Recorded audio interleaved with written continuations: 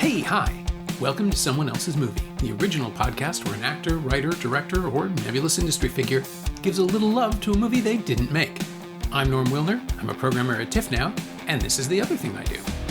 This week, as we race headlong towards next Thursday's opening of the 48th Annual Toronto International Film Festival, I'm offering a treat from the vault.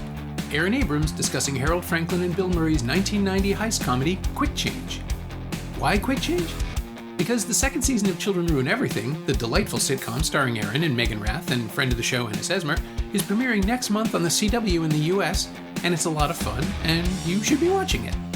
You should also be watching it in Canada, where it airs Mondays at 9 p.m., same as on the CW in the States, and available to stream on ctv.ca and Crave. And even though we recorded this 8.5 years ago, dear God, was Quick Change a fun movie to talk about.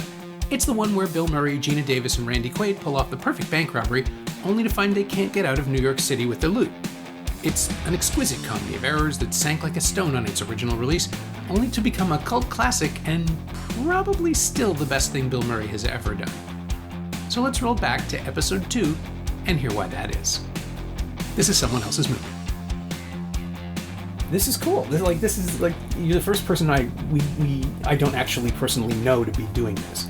Right. Yeah, so this is how we are meeting technically. Yeah, we are. We're going to meet and discuss a movie. We passed in a hallway at TIFF. I'm quite sure. The year you were there with Young People Fucking, the film you co-wrote, co-star in, and which people should see. Is it on streaming services? It's a whole thing. No. It's a whole thing because the company folded, and so it was up on Netflix for a while, and now it's been disappeared. Really? Yeah. Oh. It's sort of wrapped up in litigation and things like that. Jesus. So it's very tough to find. I have the Blu-ray, so if anybody wants to borrow it, sure, or illegally download on it. Twitter. I'm sure there's places online where you could do that. I think that I would actually worry about searching for something called Young People. Oh yeah, good luck with that. You're who knows what you're gonna get if you illegally download that. Even if you put the asterisk in there, you're asking for trouble. Sure. So the film we're talking about is Quick Change, from 1990, co-directed by Bill Murray and Howard Franklin.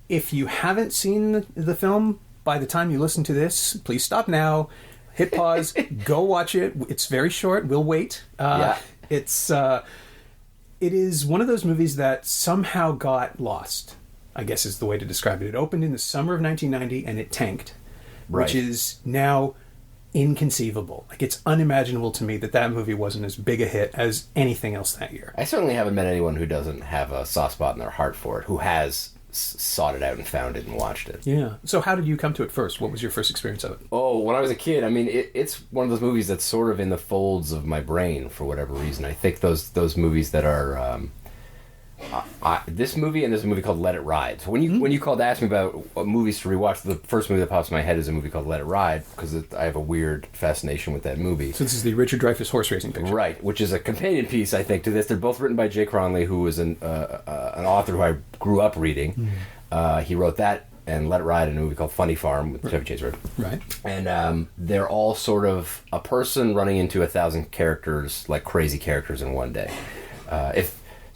So Quick Change is basically Bill Murray is a thief, or basically comes in to rob a bank dressed as a clown, and succeeds with the help of Randy Quaid and Gina Davis, and then basically all he has to do is get away.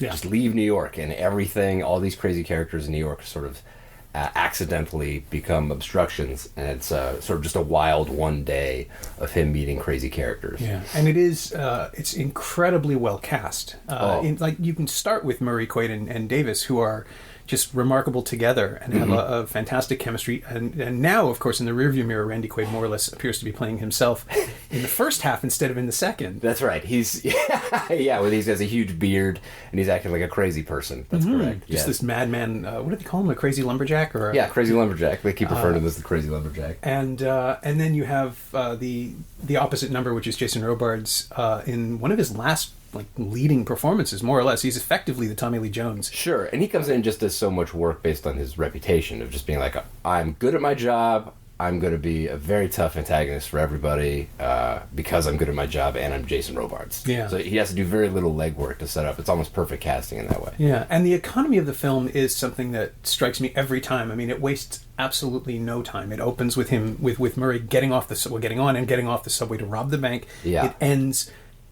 the second the story stops. I mean, there opening isn't is even the a breath. perfect, like just Bill Murray in a clown suit with that mush of his on a subway being kind of miserable. That's the thing about this movie.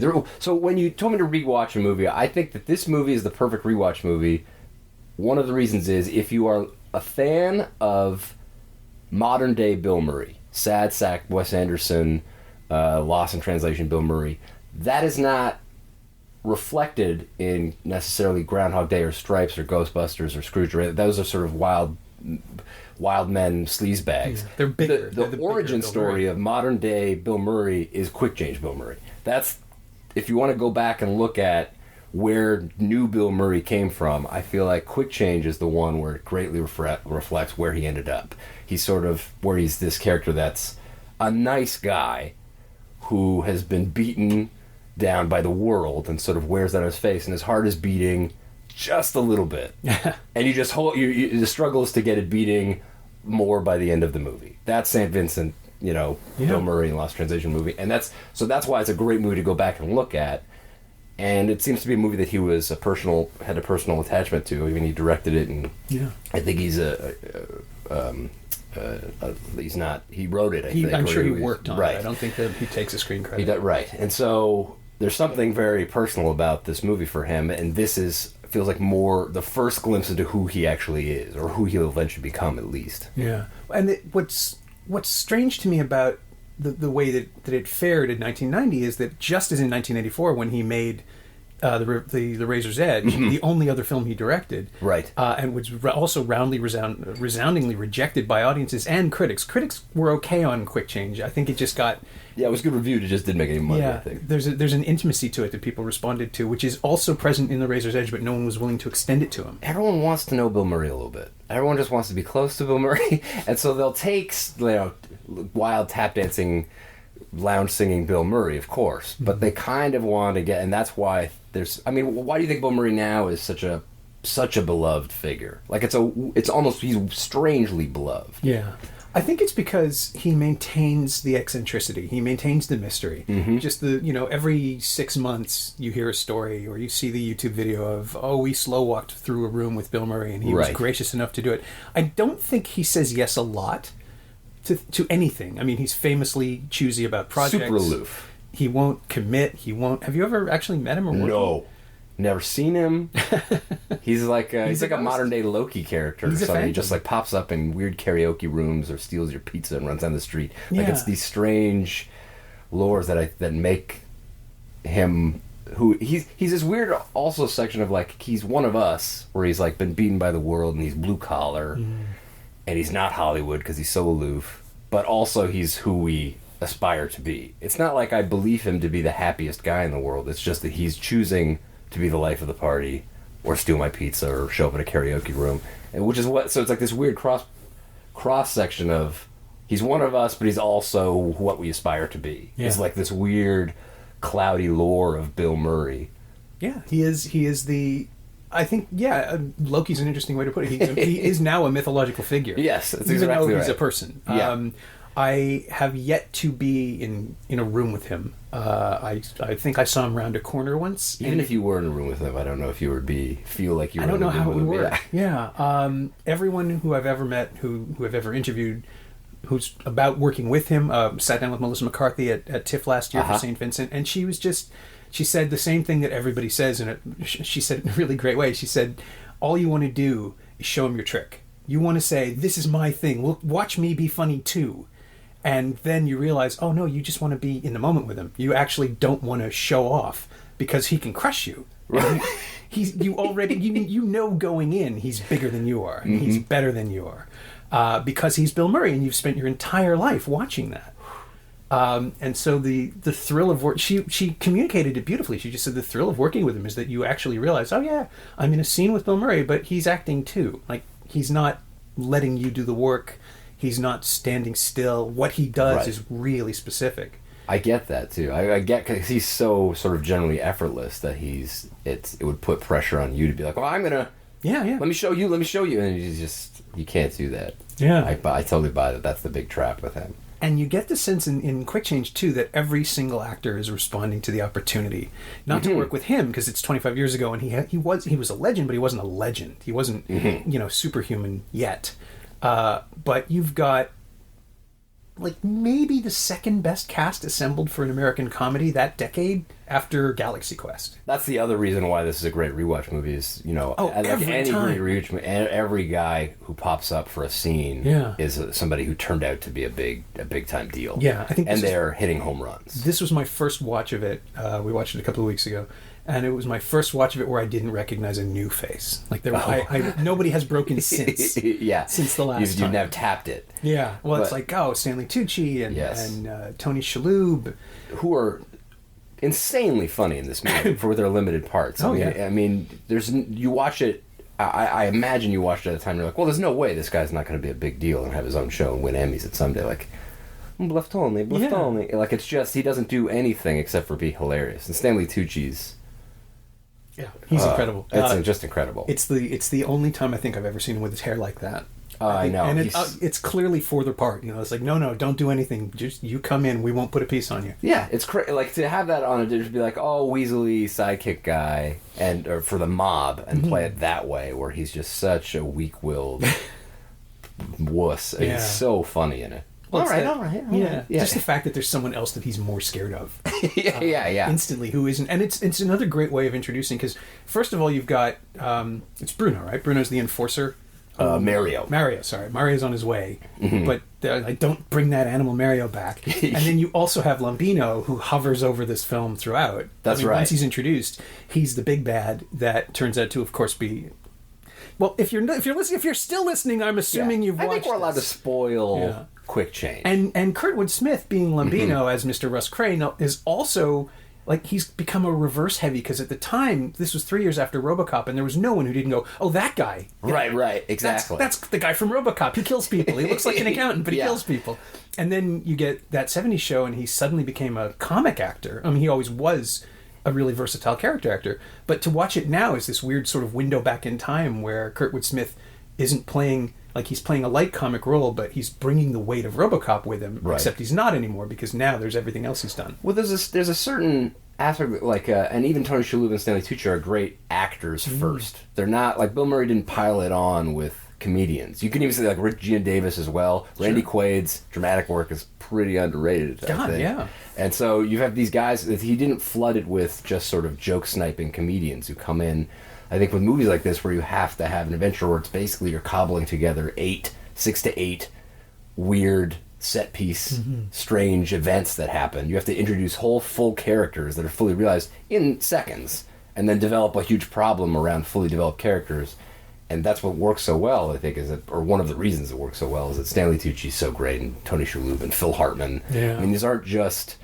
Phil Hartman was a Saturday Night Live guy, but he was always beyond a Saturday Night Live guy. He was fully formed characters on Saturday Night Live was kind of his whole bit. He's like an inhabitor. Yeah, that's right.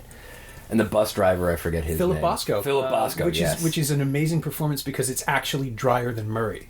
Yeah. Because it wasn't until this viewing that I realized, that's why. That's what makes it so funny, is because neither of them is raising their voice, and then it's Murray who cracks.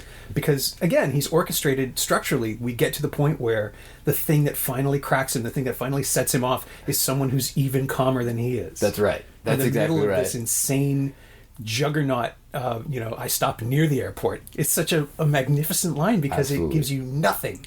And there's something egoless about it as well. As you say, Bill Murray's technically playing the straight man for everybody in this movie. He's the funniest thing in the movie because he's Bill Murray, but he's also to put himself there and just be I'm just going to be a reactor for people. It's sort of exactly what you want from a Bill Murray, an old Bill Murray movie. It's not him going crazy and necessarily yelling and screaming at everything. It's just him looking at a crazy person with his deadpan face and saying the perfect line. Yeah, finding out the one thing to poke a situation. Because it really is. I mean, there's a Bugs Bunny quality to some of it. Sure. Except that Bugs is never on the losing end of an argument, and Grimm loses a bunch of them in this film. And it has that innocence to it, where I think it's a time capsule where comedies, there's no edge in this movie at all.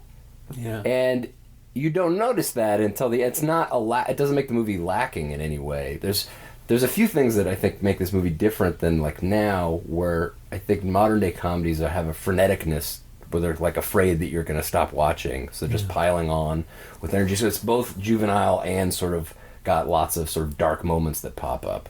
These like Will Ferrell and Kevin Hart or whoever. I mean, those movies have a certain energy to them. This movie, they don't make movies like this anymore. They're sort of sitting back and just allowing you to lean forward into it, as opposed to sort of throwing energy out at you. Yeah. Well, the mechanism of the film is very much the thing that's entertaining. It's the, like, structurally, it seems like it would be incredibly complicated. There are a lot of locations. Once they leave the bank, it doesn't really stay anywhere for more than 6 or 7 minutes. It just flies through every different place, every different situation.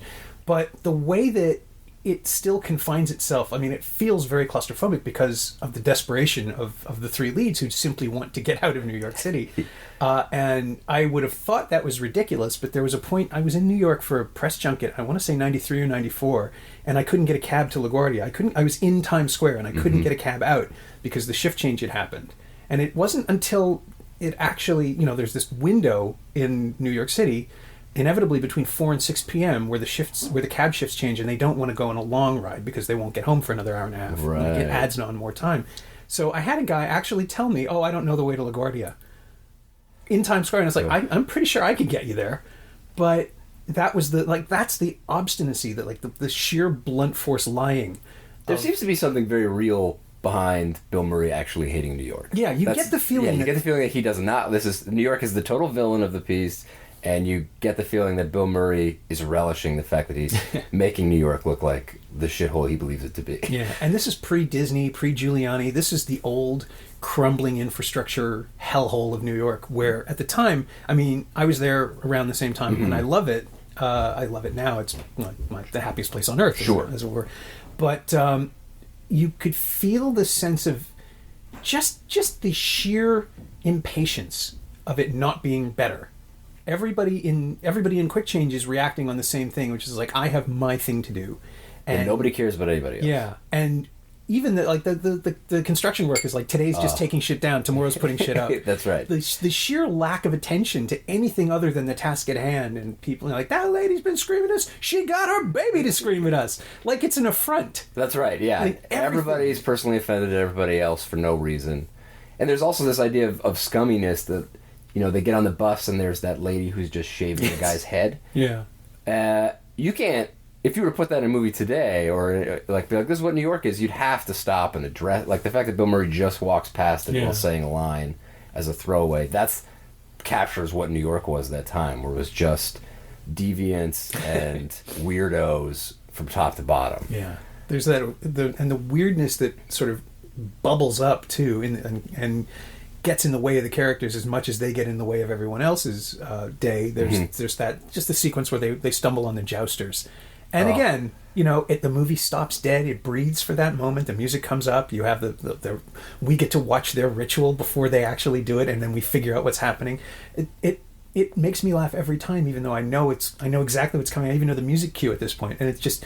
There is this moment, like that feels more like Bill Murray's sensibility than anything else. Absolutely. I am going to make you watch this weird thing that I find fascinating for 90 seconds. Yes, and then, all the people watching, like the lady with the rose and the beads, and the guy gets the bike and throws it down. It's just such a portrait that's very specific to the wackiness of Bill Murray that he can throw in this movie whenever he wants. Yeah, and then it's echoed later with the Flowers for the Dead.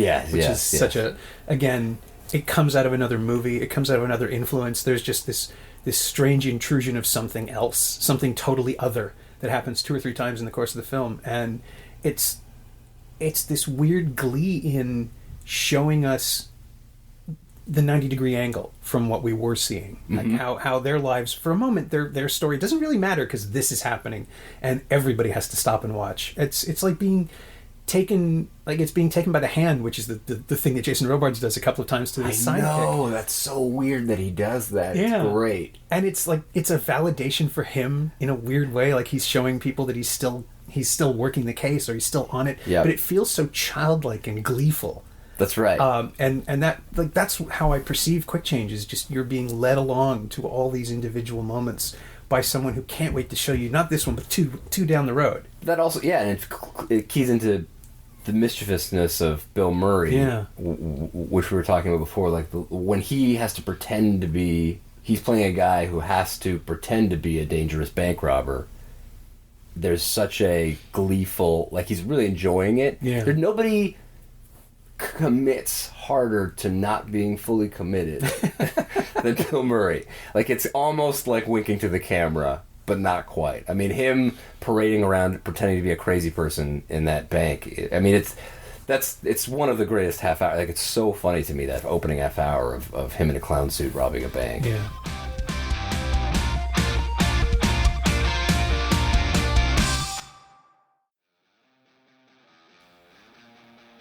Hey, it's Norm interrupting my own show to tell you about the latest Shiny Things newsletter, my inconsistent, irregular dispatch about physical media, culture, and the odd streaming thing. This week, I'm looking at The Flash as well as the new 4K editions of Roman Holiday and Weird Science, which have this one odd thing in common, and some excellent imprint box sets. Subscribe for the price of a latte at shiny-things.ghost.io or find a link at the Semcast Twitter account. You like reading about movies, I like writing about them. Come check it out.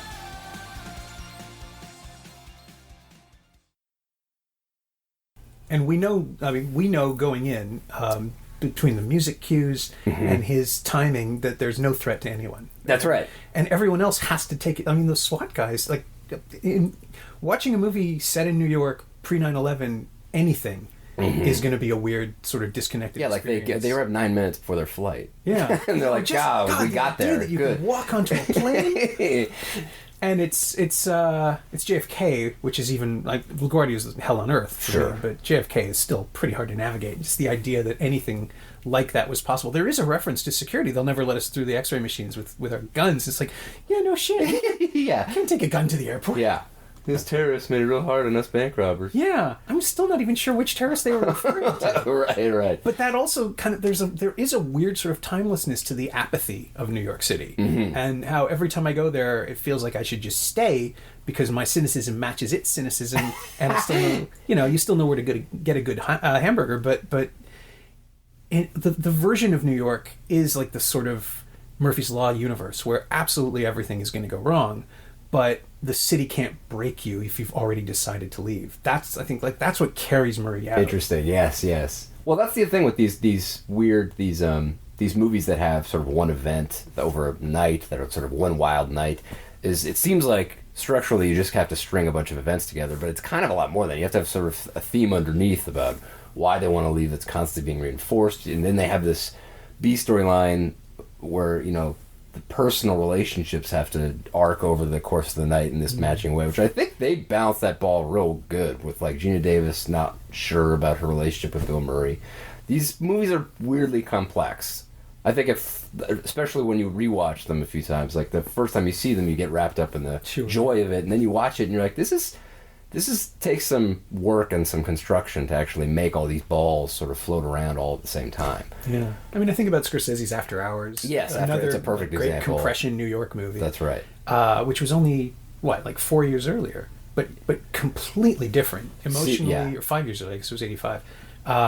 Emotionally, it's just harrowing. People die, and it's still funny. Yes, but it's like a completely different desperation, and it's the opposite. He just wants to get home. He wants to get out of Soho, right, or the Lower East Side. And at a time, like even 4 years later, and 5 years later, when they made Quick Change, it's a different New York again. Like the sort of the Blank City Revolution had already happened, and the gentrification was just starting, and Giuliani hadn't arrived yet, but they were going to clean up all the homeless people and turn them into hot dogs and do whatever it is that he did. Is that true? We still don't know. There's like a great, weird, cynical horror movie to be made about the gentrification of New York hilarious. City. And it was a year after Do the Right Thing and Ghostbusters 2, two very different visions of New York.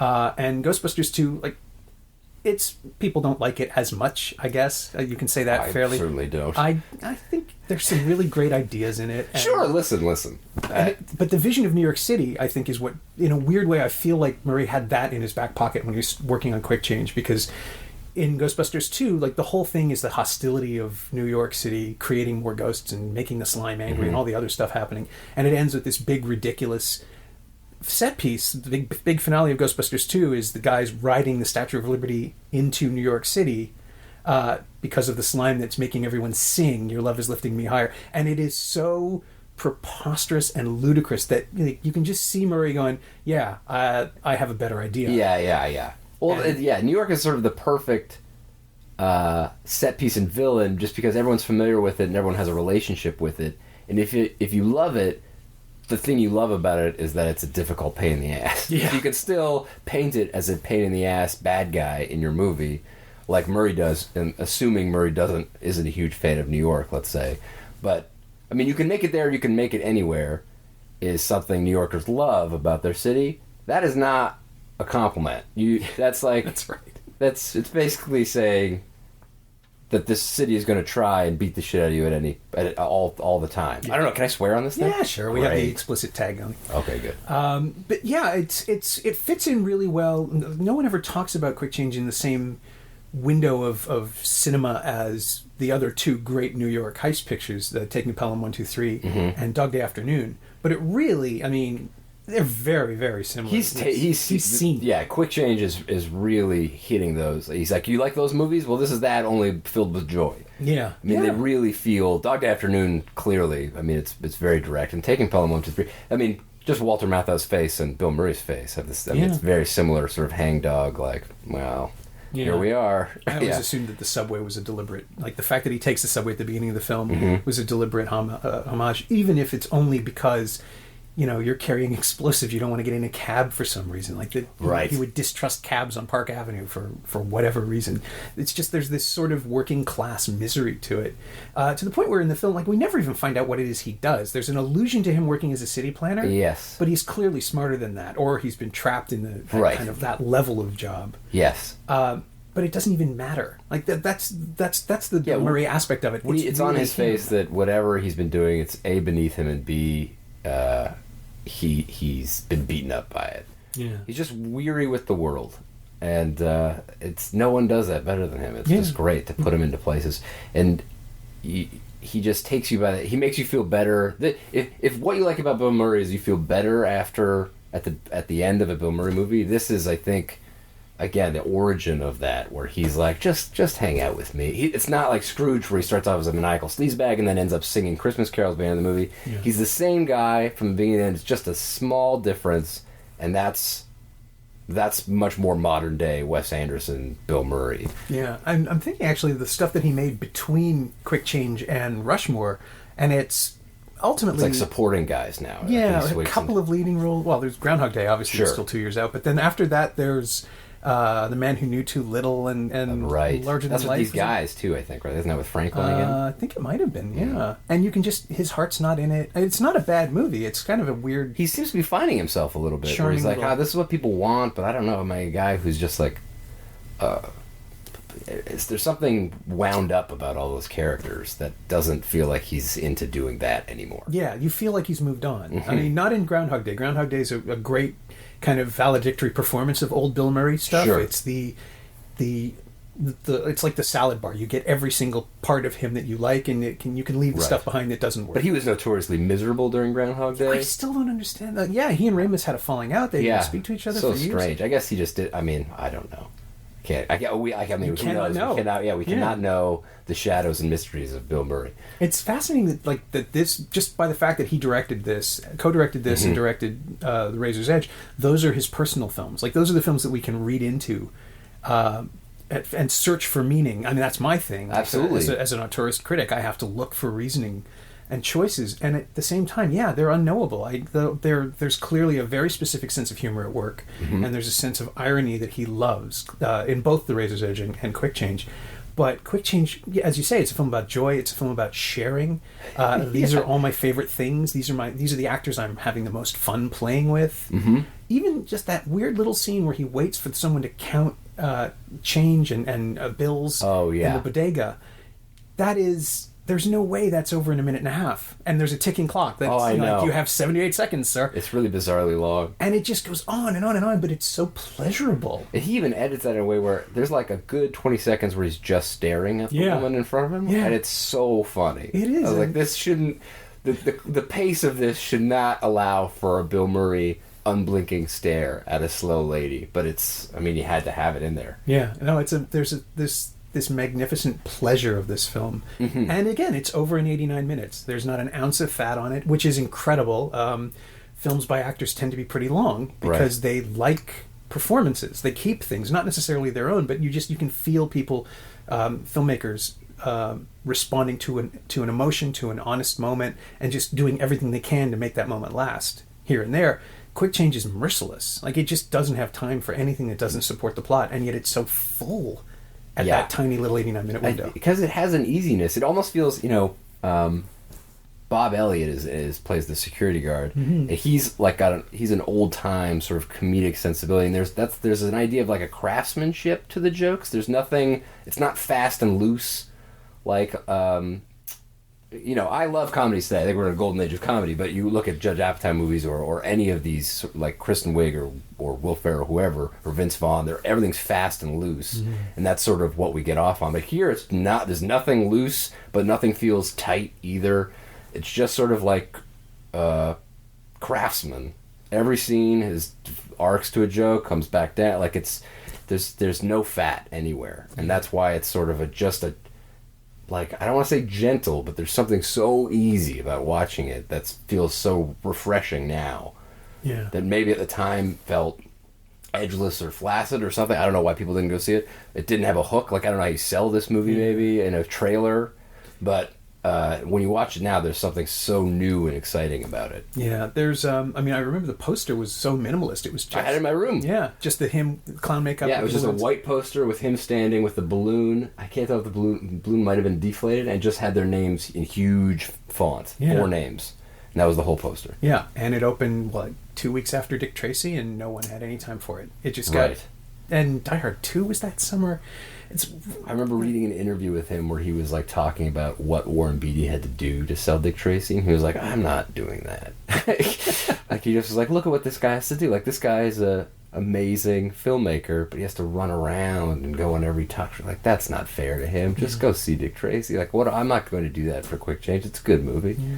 Well, it is. He was right. Absolutely, totally right. 25 years later, which is unthinkable to me. Oh God! It is a quarter century. Like, this summer is the 25th anniversary of a lot of movies that feel pretty fresh in my mind. Because I would have been 22 when Quick Change, 21 when Quick Change came out, and it's hard to wrap my head around that. We've all grown up. The movie hasn't really aged because, other than cell phones and more sophisticated televisions, yeah. You could Uber it. You could Uber your way home. Easy. Although now someone will try to remake. There'll be like a webcam comedy version of an Uber. Oh God. Trying to get out of town. Someone's probably already done it. Actually, Broad City has a great episode about trying to get out of New York. Oh yeah. No bank robbery situation, but in the first season, the characters are trying to leave for a wedding, and they start by going to the wrong train station. They go to Grand Central when they should go to Penn, and it's steeped in the misery of public transit and the sense of desperation that comes with knowing you can't afford to take a cab. Right. And that's something that you can do when you're in your 20s. I think that's also why Snowpiercer I liked so much. I was like, all right, yeah, trains are the worst. Yes, I missed the whole point of the movie, but the class system, I was like, oh, trains, though, guys, trains, am I right? And you can never get off. So cramped. The one thing about somebody really needs to do a smell version of Snowpiercer, because like a scratch and those sniff? people must have been foul. Oh yeah. It hit me. There's a point. Somebody was telling me, it might have even been Evans actually. The level of small digression. The level of costume that they had to come up with for Chris Evans, because these characters are all supposed to be emaciated. They've been on the train together for 17 years. They're subsisting on cockroach bars. Right. Spoiler for Snowpiercer. And Evans came right off the Avengers, so he's built. He's huge. In fact, when he in the tag at the Avengers where they're all eating shawarma at the end, he has to keep his hand over his face through the entire thing because they glued on a fake face. This he talked about on an episode of Doug Loves Movies. What? Well, he had a beard, and Cap doesn't have a beard. Oh. So he couldn't shave the beard because he came in from Snowpiercer to shoot this little tag. Oh. And so he actually at one point, you can see it, if you're looking for it, it's really obvious. He moves his hand even further over the shawarma he's holding to his face to cover the possibility that this fake skin thing they grafted over him might show through. That's hilarious. So he's this huge guy dressed in like 3 layers of everything, and he was smothering the whole time because it was not a cold set. I feel like this is the kind of thing that never happened in the movies of the 90s, the early 90s. There was no CGI beards. Yeah. It would all like there's something about it almost feels like a play or something, like just like a fun it's like a review or something. There's something Catskillsy about Quick Change. Well, they must have rehearsed the crap out of it too. Because there's just no everything is so interconnected and so desperately, one joke piled on top. The timing of that thing is a Swiss watch. The Swiss watch is fantastic. Right. And I wonder what you were saying about comedies getting more flaily and looser and wilder. Mm-hmm. I just suspect it's digital. I think when you have unlimited stock, right, you can just keep throwing lines at people. Alt lines, and you can work it out in the editing room. There's nothing worked out in the editing room in this movie. I mean, there's walk and talks that have ebbs and flows. Like it's not, the jokes aren't being formed in the editing room. They're clearly work on the floor. And that's another thing. I mean, it's another reason to watch this movie. Everybody should be watching this movie. I agree completely. So before we check out, I want to do the basic, the artist inquiry. I have no idea what we're going to end up calling this segment, but what fascinates me about the people's, everyone who I've approached for this so far has given me a choice I wouldn't have seen coming. So, is there something about it that you use? As an actor, as a writer, is there something you rely on? I mean, like from Quick Change, or something you learned from it. I can't even unconsciously. I know. Well, certainly, like when I rewatched this week, and we've got a couple scripts now that have been optioned, and I was almost worried. I was like, I didn't realize that this kind of bit is very reminiscent of this bit, and that like it's direct. They're both. Certainly, the city as a villain is something that when I write, LA Complex, which was a show that I was a writer and producer on, Los Angeles was the villain very much the same way New York was the villain. Right. And the culture. I mean, it was basically a parasitic kind of relationship that every human being that came in would be eaten or diminished in some way. That's right. And they come in with these big stars in their eyes, and Los Angeles is like, yeah, you've been lied to. That's not what happens. Paul F. Tompkins will be mean to you. Exactly. But in a really charming way. Well, that's his way. And that's also in various other things that I've written. There's also something about just Bill Murray in general, this kind of Bill Murray. I think when people try to emulate or learn from the other, Groundhog Day is not a thing that actors can necessarily learn from, because it's a different thing that he's doing. Not anybody can do that. Yeah, it's what do they call it? The non-repeating phenomenon. That's right. But the quiet resonance of Bill Murray is something that I'm always chasing, especially when I play a lot of guys who just talk too much. And there's something about him where he says so much without saying anything that you can. That's always what I'm trying to learn. That's why new Bill Murray is so fascinating to me, because he's wearing it so well, and that seems to be what he's always tried to do. So that's the other thing I sort of take from these movies, and just 90s comedies are so clean, and there's something about I think since Wedding Crashers, everybody feels like they can make their comedies better by making up a bunch of stuff, not realizing that Vince Vaughn and Owen Wilson are fucking amazing at it, and that's not something everybody should be doing. They're like, oh, this is the style, we do this now. And they're like, no, that's what they should be doing, because they can make it work. And that's not to say I can't. It's just that it's become a crutch. It's swung so hard the other way that people are like, well, eventually we'll all keep talking until an editor can pick out a joke every once in a while. Yeah. And there's something about working up before we get there, rehearsing it, to death, and trying to figure out how things work on the floor so that they can work on film and in the editing room, and so that it's you have a little bit more control over what's going to happen. Yeah. And so the takeaway here, obviously, for people listening, is that Quick Change is great and people should see it. This is the first the first episode where I've agreed with somebody. That's right. Yeah, going in, because Anne's suggestion of American Hustle, I'm pretty sure, was just designed to to fuck with me. Yeah. Just like, let's start off on a weird. Let's see what you can handle. But yeah, no, it is a delightful film. It's only available on DVD in North America. Somehow there's been no Blu-ray release. Hopefully this will, at least push a button somewhere down the line and get people talking about it again. 25th anniversary Blu-ray can't be that hard. We'll find people. Is it on Netflix? I don't know. I looked for it, not on Netflix Canada when I looked. Oh my god! I had to pull out my old DVD, which is that's what I did too. It's ridiculous. I'm hoping that, everybody has it. I think it's one of those movies where people shouldn't have to look too hard for it, because hopefully you've already got it somewhere in one of those multi-pack Bill Murray packages from the late 90s or the early 2000s. Or this and Let It Ride, and bought 3 cassettes right away. The third one you mentioned is the only... Funny Farm. Funny Farm is the only one that's on Blu-ray. I don't like Funny Farm that much. I mean, I love Funny Farm, I love Jake Crowley, but of the 3, Let It Ride is the companion piece for this guy. Yeah. It's Let It Ride's a good one. Nobody likes it quite like I do. It's a weird... That's why I didn't want to come on here and start talking about Let It Ride. I just figured immediately I would weird you out quick. No.